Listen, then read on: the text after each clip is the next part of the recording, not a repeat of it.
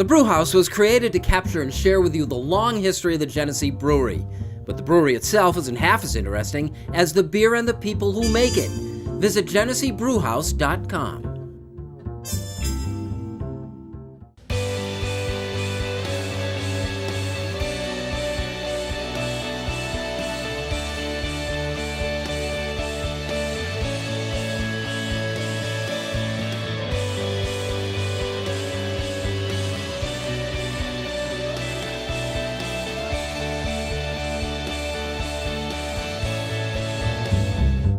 Hello, everyone, and thanks for joining us. This is the Rochester Press Box, presented by the Genesee Brewhouse, and it is our pleasure to have the house back in the house. It's been a while, Steve. It has been a while, yeah. I've never been in your living room like this. Pretty cool. Steve Hausmann, Mike Catalana, co-hosting along with Pat Duffy, who's wearing a kind of a phantom jersey this week. I think I'm the only person on the planet that owns this jersey. I don't even think he has this. Pride of the Oregon Ducks and backup Bills quarterback for the parts of 2 seasons, Dennis Dixon. Quarterbacks after Kelly. Yep. Needing the history lesson. All right, how many people at home are going, oh yeah, that's right? Dennis Dixon was Chip Kelly's first big guy in Oregon, and he was with the Ravens also too. And real good college quarterback. Very good, yeah, very good. So you woke the beast. Hey, the Monday night football game had the Bengals playing the Steelers, and that brought out a lot of emotions, and a lot of people who watch football.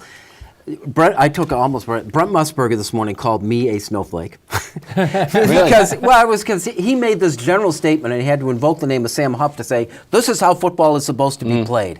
But sometimes, and my son is the same way as 25 years old, we feel uncomfortable watching the game of football because of the things that are going on now.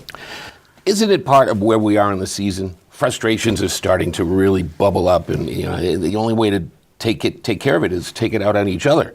At the beginning of the season, it's all fresh and new. No one's hurt, no one's frustrated, no one's angry. But here we are, week 14. You kind of have a pretty good idea where you're at. And if you're not where you want to be, I think it's just frustration. Just get it out of your system. Are you buying that?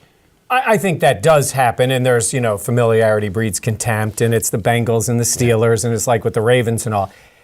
Maybe I'm in the minority on this. I have never watched football and thought of the big hits of a game and thought that's what I watch for. I really have never done it. I think I've reacted to them like anybody else, but I don't really enjoy it. I never really have some of the really bad hits that you see during the game. Well, and you see them from the sidelines where they're even worse. Well, it's so fast.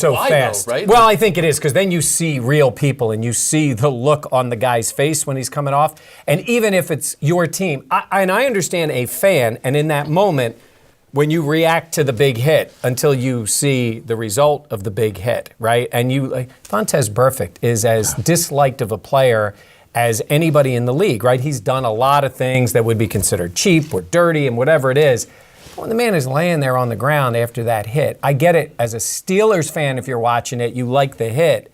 But that's a human being laying there in a bit of distress. And then, of course, the guy taunts him, Juju Smith taunts him at the end of the play, which made it even worse. But I guess I've never really enjoyed that. But it's funny, it's not the game. The game hasn't changed so much as our reaction to it. 3 things have happened in the last 25 years, and I want you to think back to Jim Kelly being blasted and knocked unconscious in 1992 versus what we're seeing now. 1, we know the consequences of what can happen to these guys. So, back in the day, I remember watching Jim Kelly unconscious out as a kid and going, well, he's going to come back in the game. Like, you were confident that Jim Kelly was going to wake up, they were going to smell and salt him, they were going to shoot him up with something, and he was back there, and I was fine with it. Well, now you see Jim and Thurman and Bruce and all of these guys and how it's affected them. I know what's waiting down the road for these guys. 2, we are now more personally invested in these players. I know what Vontaze Burfict, I know what town he comes from, I know what his girlfriend looks like, I know what his kids look like. All of these players have social media accounts and the teams prop them up. So he's not just a guy in a helmet anymore. I have a personal investment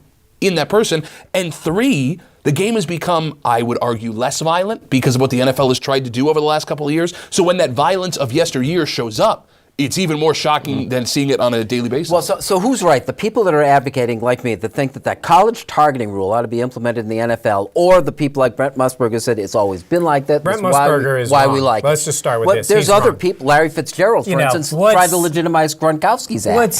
What Sam Huff used to do and those guys, I mean, when you look at it in terms of violence, it was physical, slamming the guy down. Yes, there was that. The players, don't kid yourself, are so much bigger, stronger, and faster. The collisions are so much more violent. And the game has been taught a little differently, too. So, no, the targeting thing, I think, is important. But this is where replay also has to come in because they make mistakes. And I'm going to talk later about the Gronk part of it. But to justify that is idiocy by anybody. There's no justification Last for word it. on it, Steve. Me? First of all, do you have a perfect jersey? I do not. You don't. Good. I think it goes back. The targeting thing, I think, is a good idea. And there's so much inconsistency in how they call these hits in the NFL. Until the players have hard and fast rules on what the consequences are, I don't think it's going to end. This is the Rochester Press Box presented by the Genesee Brewhouse. We'll talk Bills next.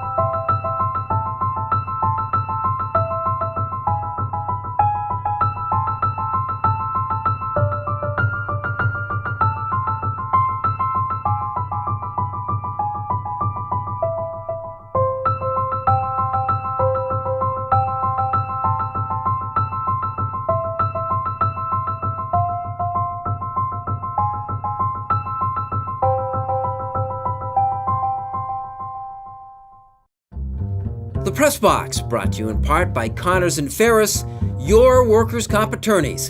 Call 262-COMP, C-O-M-P, today.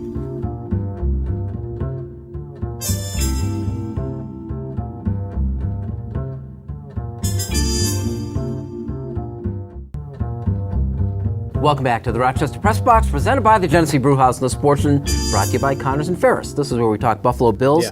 Hard to find a line as we record the show on the Bills-Colts because of the uncertainty of the quarterback situation in Buffalo, but we're using 4 because I've seen it a couple times. The Bills are favored. Yeah, I honestly, I think with their quarterback play, I don't think the line would move all that much, whether it was Tyrod or Nate Peterman, maybe a point one way or the other. I don't think it's that big of a difference.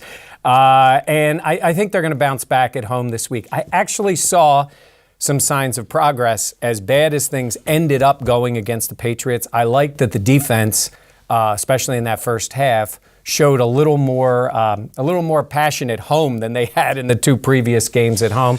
And I think they know that, they were up against a better team last week. They needed a lot more to win that game. I don't know what they're going to do offensively this week. I don't think you can predict a lot, but I think if they're going to win this game, it's going to be the way they've won games before. Holding the other team down, forcing a few turnovers, keeping drives going maybe with the running game.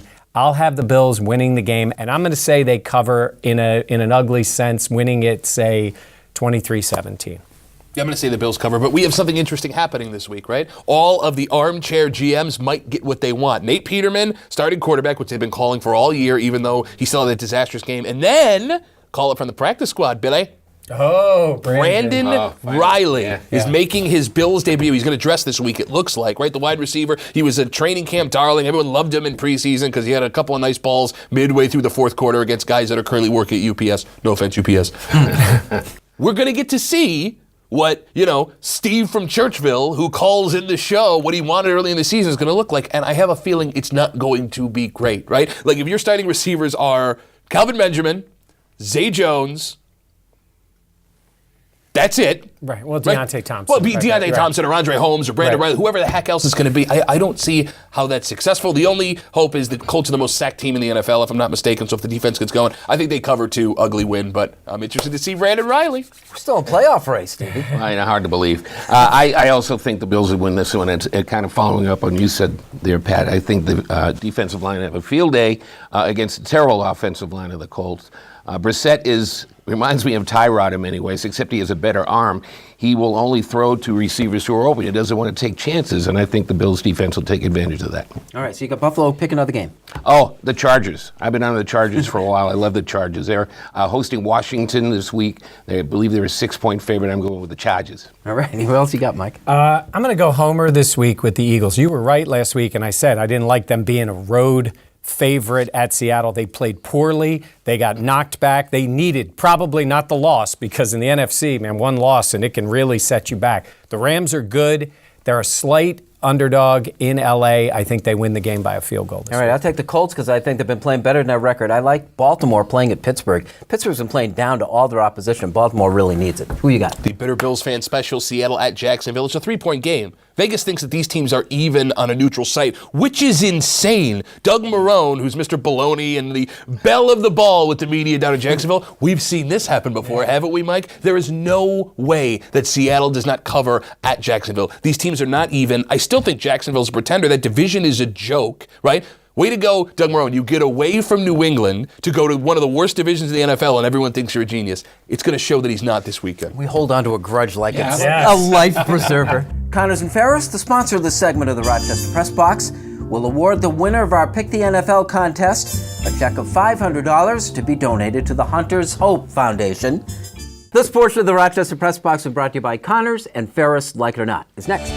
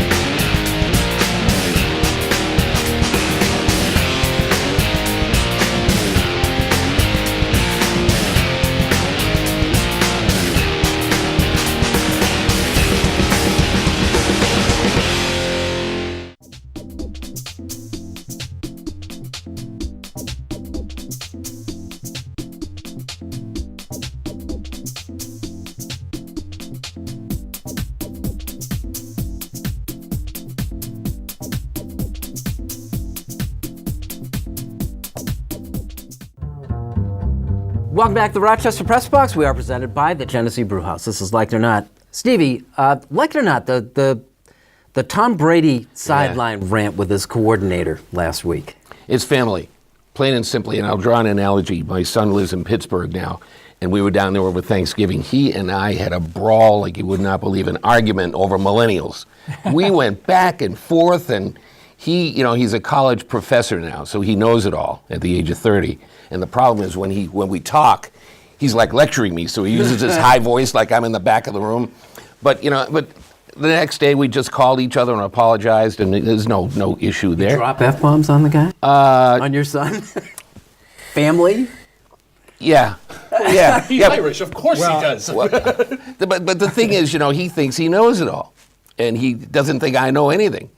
And my dad used to use this expression all the time. He says, you may think you know it all, but you don't have the wisdom of age, which always still kinds of... There's a little more to this, though. Well, here's what I would say it is, because Tom Brady probably deserves the right to be that guy, but if other players do that, they're looked as petulant, they're looked at disrespecting authority. Again, Tom Brady is not other players. One, he has the experience, he has the success, and he has the relationship with the coach, and they can go back. But let's remember that the next time there is a player who is questioning authority on the sidelines. There are a lot of arguments that go on the sidelines. That one was pretty expressive, I think we'll say, between the two of them. But he gets isn't he passionate, and other guys look at him being disruptive. The humor of it, I love the fact that it was brought on by his coach. Like, he throws a bad pass, his coach says, he's wide open. And that's what precipitates it. Well, yeah, but okay, listen, you know how I feel about this. I love watching him whine and cry like a little, I don't have everything going for me. I'm going to yell at you, guy who's been a professional doing this forever. It happens in family. Let's face it. It's not going to be an issue. We all love to see Tom Brady get upset, but he gets the job done all the time. But you're right, except the way other players are perceived for doing the same thing. Sure. Yeah. Like it or not, we've got a couple of guys taking high-profile coaching jobs right out of the broadcast booth. You got Aaron Boone with the Yankees. You got Herm Edwards taking on Arizona State coaching job.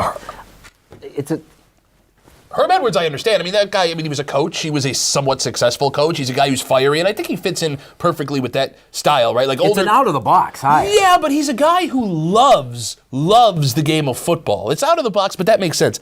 I do not understand what the heck the Yankees are doing with Aaron Boone. You take a guy in Girardi who maybe he had run his course in New York, but he won a World Series. He took just this last season, he has this team of ragtag guys that overperforms more than anyone could have imagined. And you replace him with a guy who's never managed, never coached, and is a blip on the radar of Yankees history. Without that home run, he's nobody. Okay, so I could not disagree with him more. So I'm right.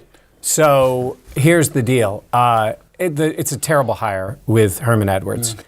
He was never a great coach. They're trying to create something there. Maybe he gets them a little bit of attention. Even Bruce Arians, who's one of his good friends, was like, wow, this is interesting, out in Arizona. That'll be a terrible hire. It'll get him a little attention for a quick period of time. And he's not. I mean, I love Herman Edwards from his Miracle at the Meadowlands days with the Eagles, but he will not be a good choice. And I love the Aaron Boone hire for the Yankees.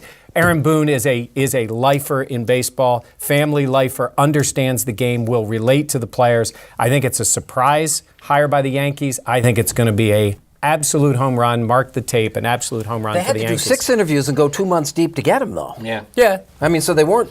This wasn't a slam dunk hire. But it shouldn't be a slam dunk hire because it is a different kind of hire. I think baseball's looking at it differently. Joe Girardi, baseball manager his whole time, sits there with the binder, tries to go by the book all the time. I think the Boone hire is going to work out great. How can he succeed? How can he succeed and have a good first year under that microscope that is New York Yankees fans? Never done it before. Never done it. If I am going to hire a guy to clean my carpet that's read a bunch of books on cleaning carpet, I'm not taking the guy who's never worked a machine before. You guys, it's baseball manager. It's very different than it is with a football coach. Very different. I think Boone's going to end up working out great for them. This is the Rochester Press Box, presented by the Genesee Brew House. Unfinished Business is next.